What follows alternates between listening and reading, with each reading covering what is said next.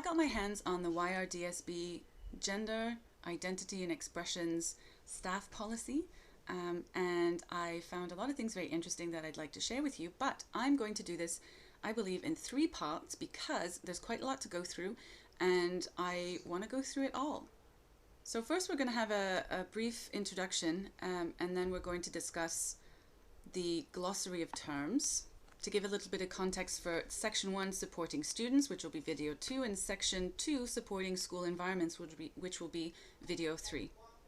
So let's get started. But first, we're going to need a little bit of an introduction into the topics that are covered. So we need to understand how to read the Gender Identity and Expression Guidelines from the York Region District School Board. And to do that, we must understand sort of a Marxist lens. I know it sounds a bit conspiracy theory, but we'll go through a bit of the introduction to put into context some of the wording and phrasing within the document. So communism absolutely did not disappear after the, I think it was called the Red Scare or whatever it was called, in the 1940s and 50s. In the 1960s, a new generation of neo-Marxists arose, and they generally rejected the objectives of the old Soviet Union. Instead, they favored a Maoist-style revolution. Let me put that into context. So these new neo-Marxists, they were the radical revolutionary hippies that we think of, starting the social justice revolution. The Bolshevik revolution of the proletariat, that failed. So the new American revolutionaries, the new American Marxists, the Maoist-style Marxists, tried a different form of revolution, and this time it was a cultural revolution, which was based instead on the proletariat and the bourgeoisie, was based on racial, ethnic, sexual grievances. And many of these arose from modern feminism, critical race theory, and most importantly for us, queer theory. Throughout the 60s, 70s, well, and so on, 80s, 90s, up until now, cultural Marxism spread through all of the educational institutions and developed its own language. So what we think today as political correctness is a Russian term. It's a Bolshevik invention, this idea of political correctness. And today's neo-Marxist framework is that of self-critical thought, self-critical Marxism, such as the type described in the Maoist Weather Underground Collective's 1974 Prairie Fire.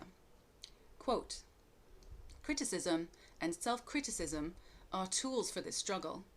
The new political correctness is more nuanced than its previous incarnation. It's not imposed by brute strength, not at first anyway, but through manipulation of language." So this is going to be a very important thing throughout the entire discussion, the manipulation of language. So what the critical Marxists are saying is that language isn't just a way to communicate, it's a tool for control, a manipulative tool for control. So class, racial injustice, sexual oppression, these are all embedded in the words that we speak. And to liberate ourselves from the systemic oppression, we must change the language that everyone uses. So how do you do that? It's pretty easy, actually, if you are very persistent. You alter terms a little bit at a time until the new terms often have the opposite meaning from what their original non-manipulated terms meant. So here's a couple of examples of critical social justice language manipulation that we can find throughout this specific YRDSB gender woo policy. First off, we have equality. Equality is providing equal opportunities to people so that they can rise to their full potential via merit. Very important concept. Equality, providing equal opportunities, and merit. You have to earn what you have. Now, equity is the word of the day. It is a concept of the day. It has been completely replaced equality, and that means providing equal outcomes for individuals via interventions. And those interventions elevate the oppressed and diminish the oppressors. So we have to remove opportunities for the oppressors that we've identified, and we have to provide special privileges to the oppressed so that everyone is materially the same. So equity, in other words, is communism, but we don't call it communism, we call it equity because it sounds very much like equality. It's a manipulation of words. Next off, we have justice. The concept of justice in the traditional American way is that all people should be treated equally under the law. Social justice, which is the new, again, word of the day or phraseology of the day, is that oppressed groups should have special rights. Not equal rights, special rights. So we have to identify the most marginalized and give them special rights. And finally, we have the idea of truth. Again, in the classical American phraseology, truth is where ideas are grounded in objective reality. But his, her, and their truth is reality based on personal subjective experiences. And that means concepts such as various ways of knowing your truth. It's not objective, but it's treated as equally as true as, for example, trees have leaves. I don't know, some arbitrary truth. And I know the Marxists would argue not all trees have leaves and get into the tiny detail, but in generally speaking, trees will have leaves. Okay, that is objectively true. And these subtle manipulations can easily go under the radar, but they mean wildly different things. And I'm here to persuade you that these manipulations are being pushed by the YRDSB pretty hard in this document. So let's start discussing the manipulations of words in their glossary of terms. I'm going to skip most of the introduction of this document. Please go read it for yourself, because I want to skip straight into the glossary. But I do want to talk about one thing in here, and that is what I believe is co-opting of human rights for social justice warriors. So the move has moved away from talking about social justice and into human rights, certainly in Ontario, probably all of Canada.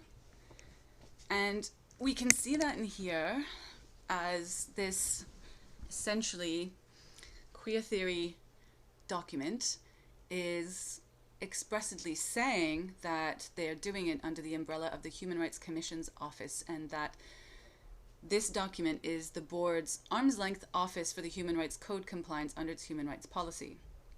But this is a social justice push. So so human rights is being co-opted by social justice. And in here, the thing I find particularly worth paying attention to is this report it. It's a non-emergency student reporting link. Non-emergency student reporting link. And the idea here is that students can monitor and spy on each other's behavior and anonymously report each other, potentially staff, students, families, whatever, about all kinds of unwanted behaviors. So instead of just people learning about how to be good citizens and how to treat each other respectfully, we're teaching children to denounce each other, which we've seen in other authoritarian regime. This is a very common tactic. It's to get children used to doing that, right?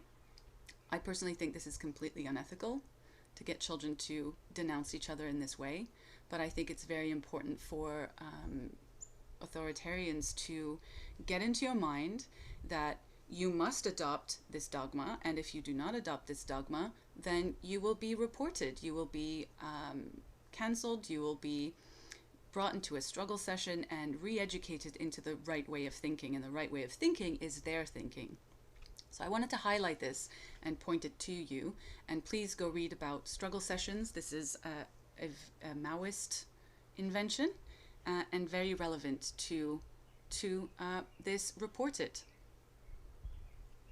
The other thing I want to draw your attention to on this page really is where they say trans and gender diverse people are some of the most disadvantaged groups in society. And so early on, they really need to frame the gender diverse people, which just means, we'll discuss what that means a little bit later, but they want to frame gender diverse people as some of the most marginalized, and that's a useful language manipulation. You must believe in gender diversity to begin with, but also once you believe that, then it makes it easier for them to justify what they're trying to push in this document, right? So it's a lot harder to sell you the idea that you can change sex. It's a lot easier for you to adopt the idea that you have an innate gendered sexed soul, like your gender is in your soul and it is sexed somehow, and that could be very different, and blah blah blah blah blah. But you must believe that, right? So this gender as a social construct is a very useful tool in this way, and it's completely nonsensical. So we'll talk about that more later on.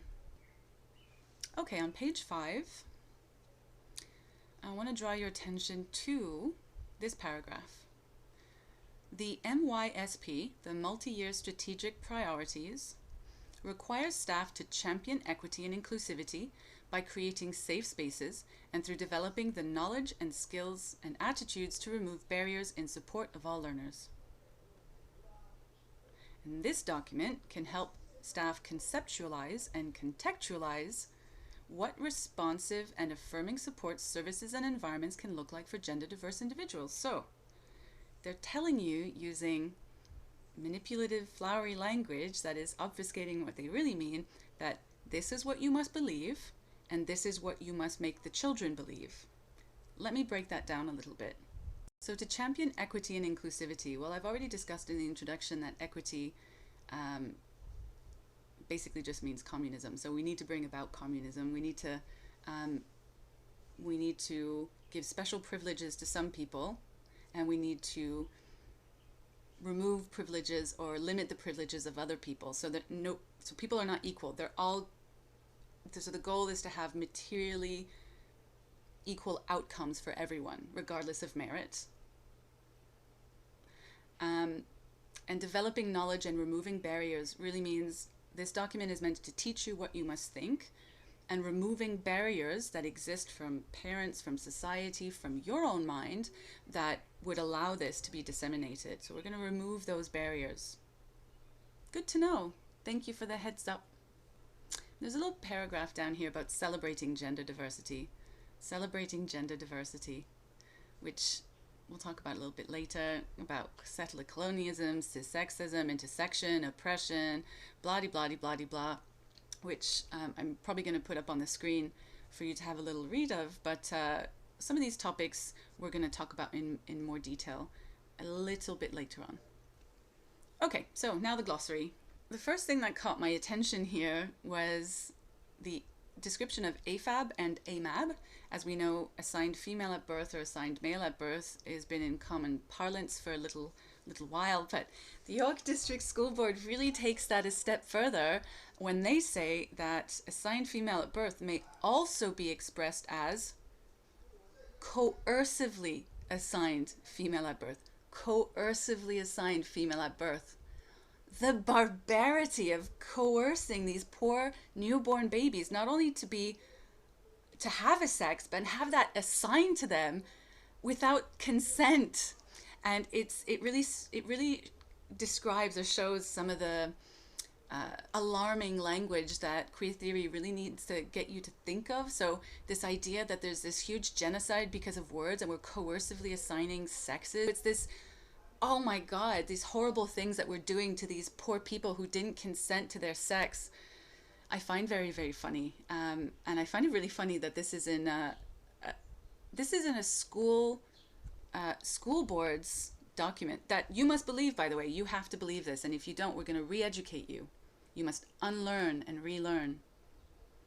Okay, now we're gonna do the gender stuff. First of all, let me point out that gender isn't real. It's not real. Everybody has a sex. Even intersex people, they're either male or female. Yeah. I know that people who really want to jump in on this will say, yeah, but this unique thing and this unique thing and this unique thing, that does not change the fact that as a species, there are males and there are females, and there are people who are uncomfortable with their sex, which is a medical disorder. They have gender dysphoria. But everybody is male and female. But anyway, so let's talk about cisgender. A person whose gender corresponds with the societal expectations associated with their sex assigned to them at birth. Let's read that again. A person whose gender corresponds with the societal expectations associated with the sex assigned to them at birth. Coercively assigned to them at birth. what that means here, if you're a tomboy, which I was, and so many women were that I've spoken to, then you're not corresponding to societal expectations of that sex, because the societal stereotype is that all girls must wear dresses and not want to get dirty and play with dolls, and so you're not conforming to that, so you're not cisgender. And when you're not cisgender, you're trans. Think about that for a minute. Their idea of cisgender is not, I guess, being born in the wrong body. No. The York Region District School Board is saying, if you do not conform to regressive sex-based stereotypes, you are trans. Let that sink in for a minute. And they also say that cisgender is the appropriate term, so they really need to underline that. This is the absolute appropriate language. Political correctness is very important, and you must use this language. Well, it isn't the appropriate term. Cisgender doesn't exist. In fact, gender doesn't exist. Just a person. It's just a person. So queer theorists really need you to believe in the word cis to make you think there are two kinds of people: queer people and cis people. So trans people and cis people, which isn't even, that's objectively not true. Queer and transgender are concepts and they're language manipulations.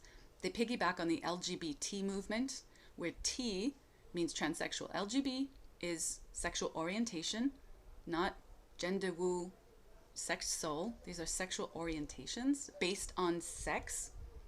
And T is transsexual, also based on sex. When someone is uncomfortable with their sex, then they transition because they have a mental illness. It's uncomfortable. They have gender dysphoria. They don't feel good about it. So cisgender isn't a thing. But they really need you to believe this to really get on board with the concept as transgender. So anyone who doesn't conform to these rigid stereotypes, that they're trans.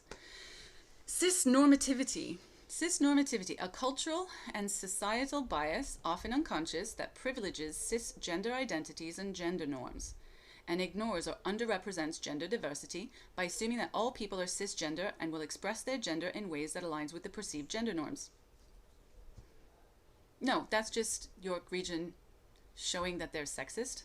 Cisnormativity also isn't a thing. People express themselves in different ways, and up until, I don't know, 2016, we understood that people could just express themselves, and that's called having a personality. And as a society in the West, it's pretty cool with people just expressing their personalities. We didn't have to become trans or queer to do that. In other words, cisnormativity is the idea that being cisgender, identifying as the gender you were assigned at birth, is natural, normal, and true for everybody. Well, being a person, I think, is what you're saying here, cisnormativity. So cisgender is just being a person, just being a person. And being a person is natural, and it is normal. But here, I really need you to understand that to get on board with becoming queer, which is essentially what really this is trying to do. So to get on board with being queer, you really have to shame people, because shame is a very useful tool. You have to shame them for being normal, or for feeling perfectly normal. So under queer theory, anything that's normal is objectionable, completely objectionable. It has to be transgressed, has to be undermined, because really for you to adopt queer theory and adopt this Marxist revolutionary mindset, it requires instability and it requires demoralization. Because when you undermine people's self-esteem, right, where they believe that a normal, healthy mind and a normal sexual embodiment is somehow wrong, then they become demoralized, and it becomes much, much easier to manipulate people who are demoralized to join your gender woo cult. Moving on to cissexism. Oh, hang on, let's just go back here for a second. There's a contradiction here. In the original description of cisgender, it says that it's where you a person's gender corresponds with the societal expectations associated with sex at birth. So a tomboy is trans, that's what they're saying. But then literally in the next description of cisnormativity, they say that being cisgender is identifying with the identifying with the gender you were assigned at birth. So which one is it, York District School Board? Is it that you don't correspond to the societal expectations of your sex? Or is it that you don't identify with the gender you were assigned? Which one is it? Because these are two completely different descriptions, definitions. You need to clarify that. And apparently, identifying with the gender you were assigned at birth is, it's not cool to think that that's normal and natural. Okay, cissexism. Cissexism is prejudice and discrimination against gender diverse identities and or expressions. And this includes the presumption that being cisgender is the superior and more desirable gender. Using the queer theory thinking, what this is telling you is that not only is being comfortable with your sex somehow sexist towards people, yeah, your stability and comfort with yourself is sexist and wrong, but it subtly frames cisgender people as the bad guy. So often you'll hear people shouting fascist, cis slurs and stuff like that, because that's kind of where they're coming from. They truly believe that being what they call cis, or just a person, just a regular person who has not adopted queer theory, is a fascist. That's what, in their mind, that's what a fascist is to them. That's someone who does not believe in their dogma. And yeah, this is why so many people say that cis is a slur, because in the context that it's being used, it is a term that's been co-opted in the way that many words and terms that Marxists use get co-opted to mean a completely different thing. It does not mean what they're trying to make it mean. And it's used to basically imply that people who are not trans are objectionable, wrong, and must be disrupted and transgressed. Now we're going to move on to gender. So gender is very important to queer theory. They need you to believe that gender is an undeniable fact. It isn't an undeniable fact. In fact, it's an idea that arises from postmodernist thinking. So Judith Butler called this performative gender, when you perform in a way that is the societal expectation they were talking about earlier. So a tomboy is performing masculinity. They're a girl, but they're performing maleness. Okay, so that's why they want you to think that gender is a thing. Still a girl, still a female, still a girl. Gender is a made-up concept. So that, yeah, they're saying that we're socially conditioned to perform this sexually regressive idea, this stereotypical interpretation of your sex. So in a sense, this is probably true, right? So nature versus nurture is difficult to unpick. People have tried to do that for a long time, and it is difficult. So there's some validity to performing in a way that, you know, we understand culture to go, right? So that there is that. But the queer theorists really take that, they co-opt this blurry line, and they take that a little further to suggest that male and female are the height of oppressive states of being that you must free yourself from, and you must transgress those states to achieve full, true freedom, your authentic self. And this is pure nonsense. Accepting that all girls are not going to be interested in dolls does not necessitate that that girl adopt an exotic gender identity. It's not necessary. It just requires a broader understanding of what it means to be a girl and the culture around, and our culture generally. So this is nothing to do with gender. This is really just to do with the evolution of culture, generally speaking. Let's read from the text. Gender is a system that operates in a social context to classify people, often based on their assigned sex, which is what I just described.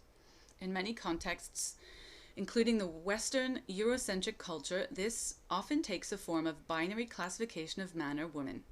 In other contexts, this includes the broader spectrum that recognizes more gender diversity. So they need you to buy into this concept that there's this huge spectrum of genders when there aren't. It doesn't exist. There's male and female, which we call generally man and woman. And some people are transsexual. I'm going to keep bringing that up. Gender is part of a person's internal and individual experience and sense of self. Let's translate this. You have a truth That is a subjective personal experience, and that is your soul. So your soul has a gender, and it is sexed. And sometimes that can be fixed, like you just always knew that you were assigned a different sex at birth, or it can be fluid and changeable. So it is both at the same time fixed and immutable, and fluid and changeable, all at the same time. No, that's complete nonsense. Nobody has an internal and individual experience sense of self. It could be argued that maybe some transsexuals do have some difficulty with that, but generally speaking, right, we're not going to queer everyone by making them think or navel gaze and really overly focus on how they feel all the time. That's not going to be good for people's mental health, generally speaking. Certainly not children. Certainly not children. So let's keep reading. This can include an internal sense of being a man, being a woman, both, neither, or any other gender. A person's gender may or may not correspond with the societal expectations associated with their sex. And since gender is internal, it is not necessarily visible to others. What they're suggesting here is self-ID, okay? You are queer, you are trans if you say that you are, even if you change absolutely nothing about yourself whatsoever. And this will become very, very important in later parts when we talk about what the schools are putting in place to adopt queer doctrine. So all of these other terms like gender diverse, gender expression, gender fluidity, they're nonsensical terms because gender, it does not exist. They're just nonsensical manipulations used to get you to normalize the concept of queerness and transness as the superior transgressive mode of being. That's really all these are. They're trying to create things that don't exist and make them seem kind of sensical based on their other nonsensical things that they manage to, introduce. But just remember that gender is not real, so none of these things are real. There's no gender binary. There's a sex binary. That's true. Male and female, we're humans. We are dimorphic species. So there is a gender binary, a sex binary, but there is no gender binary. There is no gender diversity. There's personality. People express themselves. This is where progression should go, not queerness and gender stuff, but understanding that people have different personalities, and some women are going to be a little bit more masculine, and some men are going to be a little bit more feminine, but that's a personality. Gender expression, again, personality. Gender fluidity. Yeah, I don't always feel exactly the same every single day. That's just being a human being. And framing this as somehow becoming queer, becoming trans because you're not exactly the same every day. Seriously, who believes this stuff? Not only do they believe it, but a whole school board and schools of people who are supposed to be educated and educators.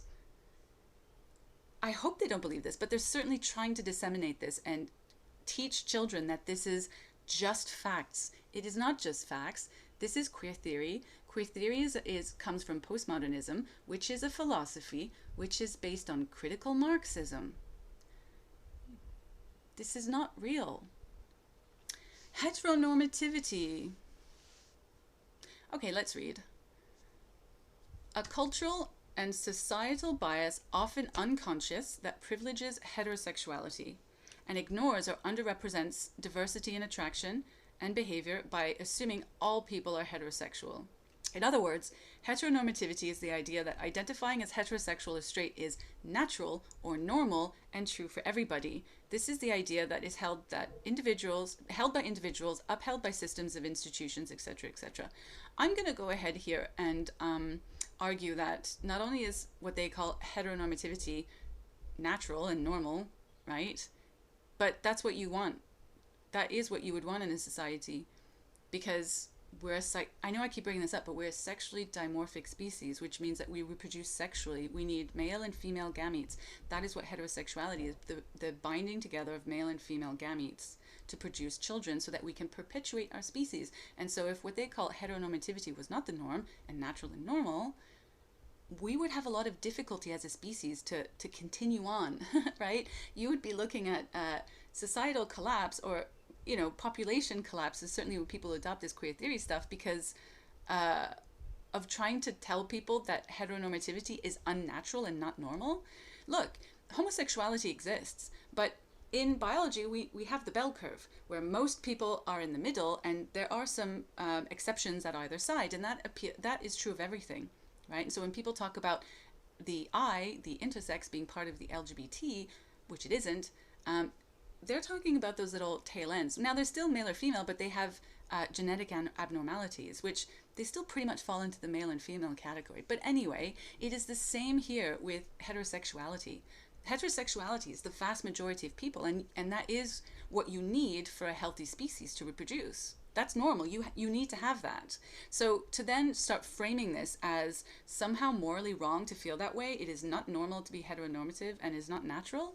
Come on, guys. Or thinking that people who understand that this is normal, natural, and it's fine, does not mean that people who feel that way also feel that homosexuality is wrong. You can hold those two thoughts in your mind at the same time, whereas heterosexuality is the norm, but there's nothing wrong with homosexuality, right? That's a question of culture. That's a question of making sure that we have an elevated, progressive mindset in the culture, right? It's not, you don't have to turn people queer just so that we can accept that there are homosexuals. This is ridiculous.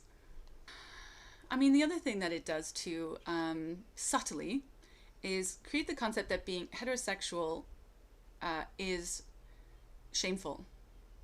So that you need to be ashamed of your heterosexual self so that you can adopt queerness, right? So that you move towards queerness, so that you become queer.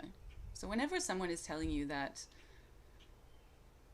this queer theory stuff isn't trying to queer your children or trans your children, I mean, not in a direct way, but what it is trying to do is use manipulative language and framing to encourage and help along you becoming queer. It is about, and even if you may not start adopting that, is to be ashamed about your cis heteronormative self, so you become an ally and help bring other queerness in, right? That is what it is doing. It is selling a false, nonsensical concept for their own purposes. So they are trying to queer your trans your children. That is essentially what they're trying to do, and they're doing it both in overt and subtle ways in this document. And let me point out how irresponsible it is for educators to be doing this when we as parents put our faith and our trust in these educators, who then turn around and treat us like abusers because we challenge their nonsensical doctrine. Shameful. YRDSB. I'm just going to name you again. York Region District School Board. Shame on you for this. You are going to cause a generation of confused children. You are going to cause, and you have already caused, massive problems within many, many, many families that are directly caused by your queer theory stance, your irresponsible queer theory stance. The level of irresponsibility in this, the unethical behavior in this is mind-blowing. And I hope you understand that parents are gathering and we are learning and we are understanding what is going on, and we are trying to prevent some of this stuff affecting other families, because our families have been affected because we did not know what you were doing, but we know what you're doing now. And we are going to make sure that other people know what you're doing. This will not continue. Pathologizing gender identity. The action of characterizing aspects of a person's gender identity, feelings, traits, characteristics, and or experiences as medically or psychologically abnormal or distressing. Okay, so we really need to normalize people queering themselves and becoming trans. So forget those pesky transsexuals. Forget them. This phenomenon occurs when folks make the false connection between mental illness, stress, and gender identity. And this is also a useful argument for the affirmation model. There's no other mental distress. That's a distraction. It's nothing to do with gender. One way to see this occur is when gender diverse youth are ushered into therapy as if gender diverse identities are issues or situations or problems. It's vital to speak to and fully support gender diverse youth's wants and needs before assuming they need formal mental health support. This is basically telling you that they're not they don't believe in exploring why people might be uncomfortable with their sex, and that could be causing them mental distress, and that mental distress could be linked to other mental distresses, and they really want to take you away from that too, because they need to normalize the idea that queerness is the preferred mode of being. Cis heteronormativity is bad, but to become queer, it's not just transsexuals who have gender dysphoria. No. Those are a bit of a distraction. Anyone can self-ID, right? We don't want to convince them that maybe there's something wrong with their thinking and they need support and help to feel comfortable, have good self-esteem with who they are and accept themselves as they are, and not have to adopt some fictional sexed soul that is fluid and immutable at the same time. Like, a lot of this is really just, and it's projection too, because clearly transsexuals have a mental illness. It's called gender dysphoria, and they do need a lot of therapy to become comfortable with their sex. And if they cannot become comfortable with their sex, then they have a medical transition, and that can look like a lot of different things. So they really need to project away from that, right? Don't look over here, look over there. This isn't a thing, it's not happening. And if you think this is a thing and if it's happening, that is your unconscious bias. That is a you problem. You're a bad person for doing that. You are pathologizing them. Shame on you, YRDSB. Honestly. Pronouns, words that are used to talk about someone in place of their name.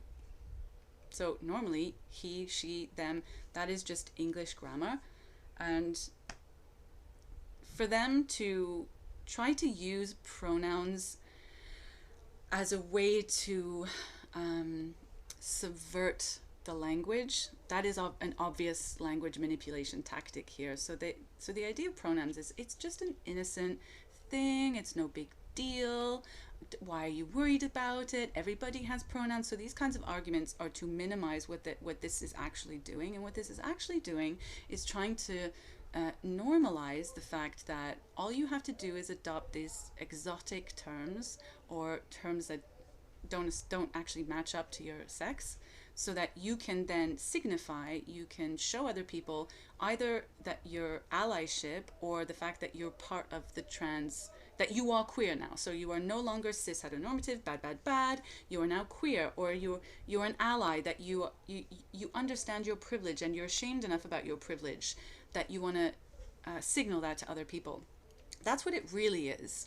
And it is not benign, and it is not silly and innocent, and it is everybody's business to know why people have such an issue with so-called pronoun changes, because what they're really doing is they're completely trying to manipulate the English language. And people will say, well, the English language or any language evolves over time, and that's true, but usually that's done by consensus of people over a period of time, not by imposition from the top down. And that's what this is. It's an imposition, and if you do not do it, then you're a bigot, you're a transphobe, you're bad things, shame, to force people to adopt that change. That is not natural. That is not evolution of language. That is called controlling the language. And here they talk about queer, and the important thing really is about using queer as a verb. So when people talk about queering, which is directly taken from queer theory, thank you YRDSB for making this so obvious, queering things, so queering literature, resources, queering the classroom, that's what it is. Queering literature is very interesting because, and resources, because there's been a lot of uproar about erotic and pornographic materials in books and in classroom resources, which I've done a video on, and I'm gonna do another one on, and so by queering these things, they're like, oh, you have a problem with queerness? Oh my God, you don't complain about heteroness? Oh my God, you're being cis-sexist and all of these different things. When what they're really doing is they're trying to introduce inappropriate materials to children of all ages, right, from 3 onwards, and we have evidence of this, which I'm going to go through, and I already have gone through, to transgress normal sexuality, right, normal sexual boundaries. That's what queering is transgressing normal gender and sexual boundaries, because to be normal is bad. So you must adopt this, you must do this, and one very curious argument that I keep seeing online now is that, well, we have to queer the literature, we have to queer the resources because children are seeing this online anyway, and so we really have to talk about how they can give blowjobs. They have to understand about anal sex and felching and pearl necklaces and all this stuff because they're going to see it online anyway. Anyway, I was masturbating at 9, so we need to teach people proper technique. These are the arguments that you can see from what seem to be intelligent enough people, but what that is that is undoing healthy boundaries. That is sexual abuse. So this is the normalization of sexual abuse. Queering things is the normalization of sexual abuse. Let's be really honest about this. So questioning, not going to go over it, questioning. I'm going to propose that every single teenager is questioning themselves, their sexuality, who they are, how they fit into the world. And so that is not a queer term at all. That is just being a teenager, just being a normal teenager. Transgender. Transgender is a person who does not identify either fully or in part with the gender associated with their sex assigned to them at birth, often used as an umbrella term to represent a wide range of gender identities and expressions. As we have discovered earlier, transgender at YRDSB is self-ID. You do not have to change anything about yourself to become transgender, and all you have to do is not fit an aggressive stereotype to be transgender. So basically, anyone who isn't exceptionally masculine and cis or exceptionally masculine and feminine are going to be trans. They're trying to create this idea that almost anyone is trans. In fact, it would probably be preferable if the vast majority of people were trans and queer. That's kind of what they're saying. Transphobia, my favorite.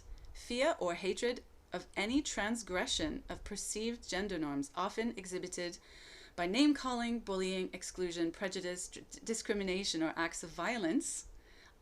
Anyone who is trans and or gender diverse. This is an absolute projection because what they have described is what they do to people who challenge them.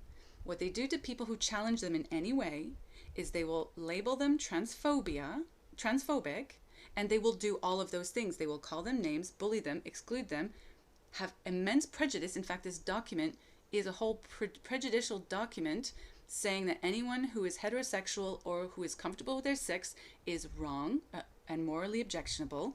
That's prejudice. They discriminate. Well, that's equity, to discriminate. So we have to elevate all of those poor marginalized queer kids, right? So we discriminate against all of the others who are perfectly fine.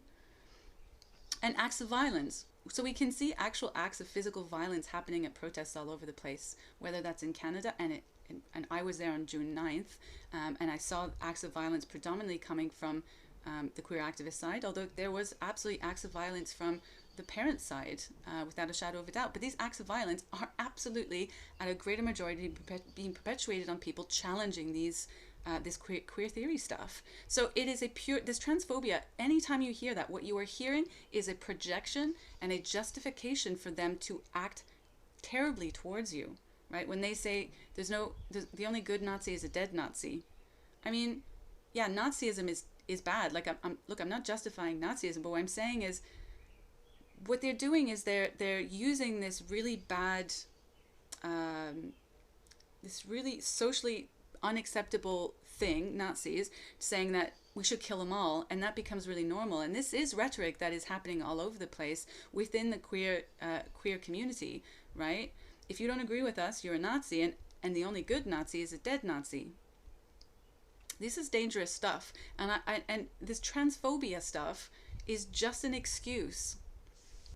So yeah, I mean, as far as I'm concerned, being called transphobic just means that you're threatening to expose their nonsense, really, and they're very uncomfortable with that. And one thing that Marxists really like to do is to shut down conversation in any way, shape, or form that they can. So this transition stuff, you can read it for yourself. I just have one comment to make on this. It's very clear in the York Region District School Board document that transitioning means simply not conforming to a sexual stereotype. It means possibly looking, having sort of a different expression in clothing or even like femininity or masculinity, then is the regressive stereotype. It could be that. It could not be that. You could change absolutely nothing about yourself whatsoever and still be transitioning, which begs the question, why are you transitioning if you're not changing anything? But anyway, and so my point in all of this is that this is just a means to encourage as many people as possible to identify as some kind of queer or trans identity, really. And anyone that says that they're trans, as according to the YRDSB, is trans, and you don't have to change anything about yourself. And you can go into any of the spaces that you want to go into. And so we're teaching our kids really to ignore their own and other people's natural and normal barriers, boundaries that they should have, right? So you get children to feel like, oh, well, I feel like a boy today, so I'm going to go into the boys' bathroom even though I'm a girl. And so what that does is that removes that barrier, so people feel like that you just kind of go wherever they feel like all the time, right? That's an important barrier to have, because we are a sexual species. Girls and women are at risk, right? And we do need to have those separations for very, very good reasons. And when you get children used to not having those barriers, they're going to grow up thinking that that's normal not to have those boundaries in place. And I'm going to go ahead and suggest here that this is not only unsafe for any trans or queer child that you might identify, but it's also unsafe and dangerous for all the other children. And breaking down those healthy boundaries, let's be really clear on this, folks, is child abuse. That's child abuse. People who break down children's normal boundaries around sex are abusing children. So that we come to the end here of the glossary. And part 2 is going to be section 1, supporting students. And there, the YRDSB talks about what they can do to help queer identified students